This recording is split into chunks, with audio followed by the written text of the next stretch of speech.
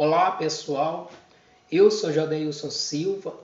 Nesse momento irei aqui transmitir mais um ensino muito especial da Palavra do Senhor. Convido você para assistir do começo até o final. Também, se você não se inscreveu aqui no meu canal, Jodeilson Silva, peço você para se inscrever, para sempre que eu postar novos vídeos com ensinos da Palavra do Senhor, você assim assistir, acompanhar. Você também pode curtir esse vídeo, que isso é muito importante aqui para o canal. A palavra de hoje está aqui no Evangelho segundo escreveu Lucas, no capítulo 22, a partir do versículo aqui 39. A Bíblia fala aqui os dois malfeitores. Jesus Cristo estava ali na cruz e tinha também dois malfeitores, cada qual ali também na sua cruz, um do lado direito de Cristo e o outro à esquerda. E é essa passagem aqui que eu quero explicar algo aqui muito importante. Vou iniciar aqui para explicar aqui bem claro, de forma explícita, o que eu quero explicar aqui para vocês nessa passagem. Diz assim: um dos malfeitores crucificados blasfemava contra ele, dizendo: não és tu o Cristo? Salva a ti mesmo e a nós também. Respondendo-lhe, porém, o outro repreendeu, dizendo: nem ao menos temes a Deus, estando sob igual sentença? Aí ele vai afirmar: nós, na verdade, com justiça, porque recebemos o castigo que os nossos atos merecem, mas este nenhum mal fez.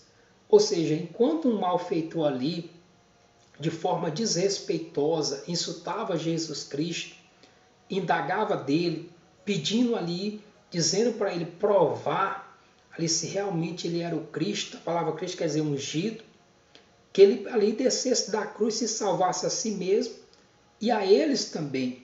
Só que ele estava pedindo de forma desrespeitosa. Já o outro malfeitor, vendo isso, começou a repreender ele, ali dizendo: você não temes a Deus, nem estando sobre essa sentença, porque eles estavam sentenciados ali à morte, e era a pior morte naquele tempo que alguém poderia ter na sociedade, que era a morte de cruz. A morte de cruz naquele tempo era para pessoas que cometiam os piores delitos, erros na vida. Por isso que esses dois estavam ali sendo condenados à morte de cruz.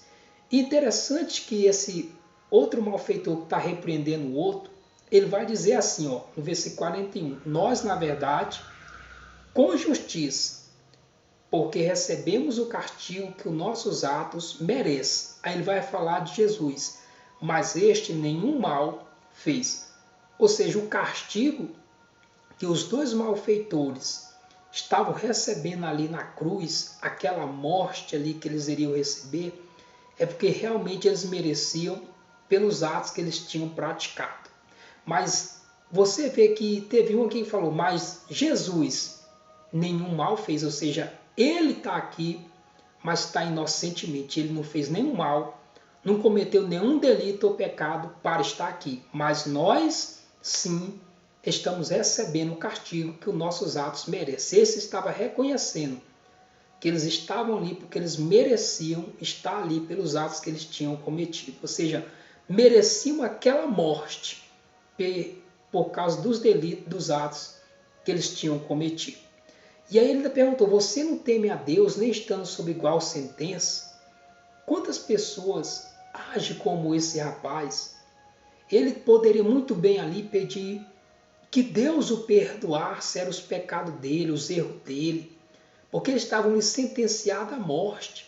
Mas ele estava ali insultando, né? Estava ali blasfemando do Filho de Deus. Estava ali ironizando, né, o Filho de Deus com essa pergunta dele: ah, se tu és aí o Cristo, prova isso, mostra isso. Você vê que tem pessoas que é assim. Porque quantas são as pessoas que estão condenadas ao lago de fogo e enxofre pelos seus atos que cometeu, pelos seus erros, pecados que tem cometido, em vez de se arrepender, né, em vez de pedir perdão, age, fica como esse rapaz aqui.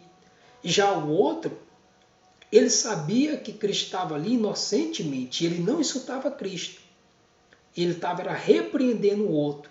E ele ainda afirmou, nós estamos aqui recebendo esse castigo porque os nossos atos que a gente cometeu, a gente merece receber esse castigo. Agora esse aqui, ele falou de Jesus, nenhum mal ele fez. E aí no versículo 42 é que eu quero explicar para vocês essa passagem bíblica. Porque ele disse assim, e acrescentou, Jesus, lembra-te de mim quando vieres no teu reino. Então ele fez ainda um pedido, dizendo, Jesus, lembra de mim quando o Senhor vier no teu reino. Ou seja, ele estava ali consciente que o Senhor um dia vai voltar no seu reino, né? E ele disse, lembra-te de mim. E aí na nossa tradução aqui, no versículo 43, ela está um pouco diferente do que eu estudei lá no original, e é isso que eu quero explicar para vocês, esse versículo 43, porque a resposta de Jesus foi essa aqui, ó. Jesus lhe respondeu, em verdade eu te digo, que hoje estarás comigo no paraíso. A nossa tradução dá a entender que fala hoje é como se naquele mesmo dia esse rapaz foi para o paraíso com Jesus Cristo. Só se nós formos analisar, Jesus ele não foi para o paraíso e muito menos esse rapaz naquele dia. Se você for falar que foi o espírito dele que foi para o paraíso, não faz muito sentido o espírito ir para o paraíso e o corpo ficar, porque vai haver a ressurreição do corpo, né, desse corpo, para que assim possamos sim ir para o paraíso. Mas eu quero explicar, no original, no que eu estudei, a tradução nossa está um pouco diferente do original, porque no original diz, em verdade te digo hoje, aí a promessa, ó, estarás comigo no paraíso, ou seja, no original o Senhor fez uma promessa, dizendo, te digo hoje, estarás comigo no paraíso, ou seja, quando ele vier, lembra que o rapaz falou?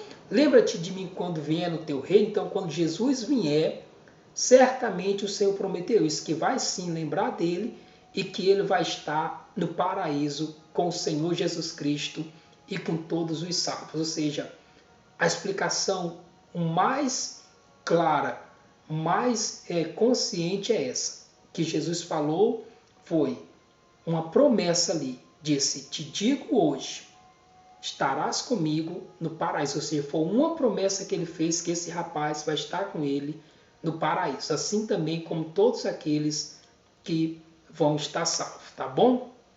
Aí tem pessoas que perguntam, se esse rapaz recebeu o perdão de Deus, foi ali isento dos seus erros e pecados, a tal ponto de receber essa promessa que vai estar no paraíso, então por que ele não foi livre ali da cruz, daquela condenação? A palavra do Senhor, ela nos ensina que Deus, uma das suas características, dos seus atributos é a justiça. Pelos atos que ele tinha cometido, então ele merecia ali aquela punição, as consequências ali, aquele castigo pelos atos que ele cometeu. Então, assim, a Bíblia também ela é bem clara em mostrar a justiça de Deus. O Senhor ele perdoou certamente esse rapaz, mas nem por causa disso ele livrou ele ali das consequências pelos atos que ele tinha cometido. A Bíblia diz lá em Naum, no capítulo 1, versículo 3, que o Senhor ele perdoa o sujeito que comete o pecado, a transgressão e a iniquidade, mas jamais vai inocentar ele das consequências. Eu posso até também mostrar isso na Bíblia, quando o rei Davi, deixa eu abrir aqui no livro de 2 Samuel, a Bíblia fala que o rei Davi também ele cometeu um pecado, acompanhado também de um assassinato, né? Deixa eu ler aqui, está em 2 Samuel capítulo 12, 2 Samuel capítulo 12, versículo 9, quando o profeta foi ter com o rei Davi, ele disse assim, por que, pois, desprezaste a palavra do Senhor, fazendo o que era mal perante ele? Aí o profeta falou, a Urias o Heteu feriste a espada, e a sua mulher tomaste por mulher. depois de o matar a espada dos filhos de Amon. Agora, pois, não se apartará a espada jamais da tua casa, porquanto me desprezaste e tomaste a mulher de Urias o Heteu. Isso aqui era o Senhor falando através do profeta para o rei Davi, para ser tua mulher. Assim diz o Senhor: eis que da tua própria casa suscitarei o mal sobre ti. Tomarei as tuas mulheres à tua própria vista, e as darei ao teu próximo, o qual se deitará com elas em plena luz deste sol. Porque tu fizeste em oculto, mas eu farei isto perante todo Israel e perante o sol. Então disse Davi a Natã: pequei contra o Senhor.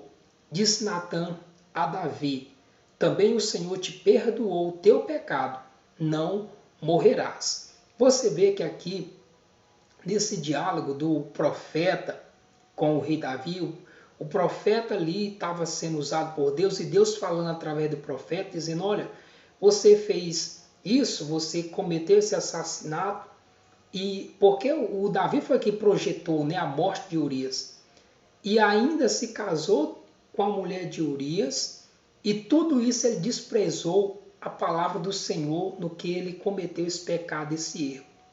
E aí o Senhor deu ali a sentença do que as consequências ali iria ali acontecer dentro ali da própria família do rei Davi, porque o Senhor disse: suscitarei o mal da tua própria casa contra você. Quer dizer, o Senhor aqui determinou as consequências que viria contra o rei Davi. E no versículo 13 a Bíblia diz que Davi falou: pequei contra o Senhor, mas o profeta ali, como estava sendo usado por Deus, e Deus falando através do profeta, por ele se arrepender, a Bíblia diz que o profeta falou: o Senhor perdoou o teu pecado, não morrerás. Mas posto que com isto deste motivo, que blasfemasse os inimigos do Senhor, também o filho que te nasceu morrerá. Que era o filho ali, daquele ato ali que foi concebido, gerado no ato ali do adultério.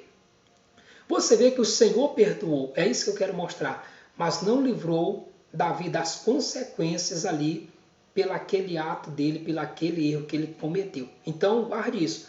O Senhor, ele perdoa o pecador, mas ele não inocenta, não livra ele das consequências pelo ato, pelo erro, pelo pecado, pela iniquidade ou transgressão que assim o sujeito cometeu, tá bom? Então Deus é justiça.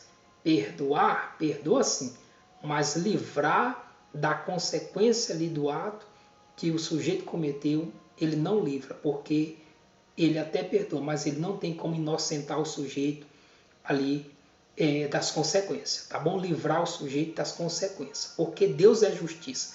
Deus tem o poder de livrar? Tem, mas ele é justiça e ele não pode ser omisso na sua justiça, tá bom? Então, por isso que o rapaz lá, ele foi perdoado sim. Ele vai estar no paraíso com o Senhor e com todos os salvos.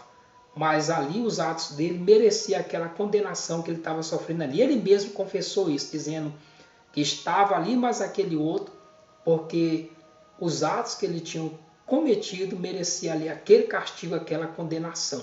Então, pessoal, essa é a explicação que eu queria deixar aqui para vocês, tá bom? Que possamos nos arrepender, não ficar como aquele outro lá estava insultando Jesus Cristo, indagando, pelo contrário, que possamos ter temor a Deus, pedir perdão ao Senhor pelos nossos pecados, pelos nossos erros, para que possamos assim alcançar a salvação da nossa alma. E como o Senhor fez aquela promessa: em verdade te digo hoje, estarás comigo no paraíso, essa promessa também serve para mim, para você. E se nós assim se arrependermos de fato e verdade, certamente nós vamos estar lá também com o Senhor no paraíso e com todos os salvos, tá bom? Deus o abençoe você, a sua família, que Deus te dê a paz em nome do Senhor Jesus Cristo.